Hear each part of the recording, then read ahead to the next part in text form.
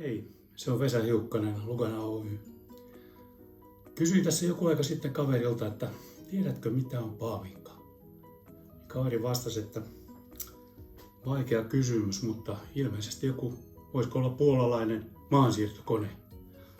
Mä joudun sitten korjaamaan, että ei se nyt ihan niin ole, että kuulepas paalinka on unkarilaista hedelmätislettä, joka on vähintään 38% ja tehdään aidoista hedelmistä, eikä lisätä mitään lisäaineita eikä myöskään sokeria.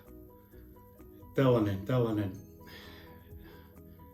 kysymys oli aika vaikea tälle kaverille, eli paalinka ei ole kovinkaan tunnettu juoma Suomessa. No, meidän yritys Lugana Oy tuo maahan paalinkaa kahdeltakin eri valmistajalta. Nyt esittelen Brillin paalinkoita. Siis Brill oli tämä tislaamo, joka sijaitsee Szekszárdissa Etelä-Unkarissa. Meillä on valikoimassa näitä litran pulloja.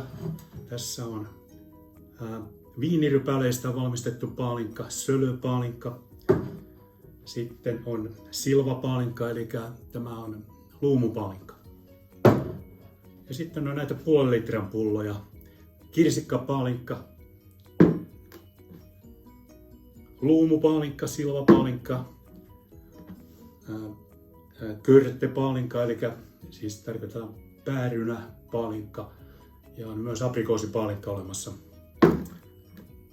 Ja sitten on tällainen Afon ja Symölspaalinka, mustikkapaalinka, jossa on täällä pohjalla sitten mustikoita, aitoja mustikoita. Että ei kun paalinkaa maistelemaan. Kiitos.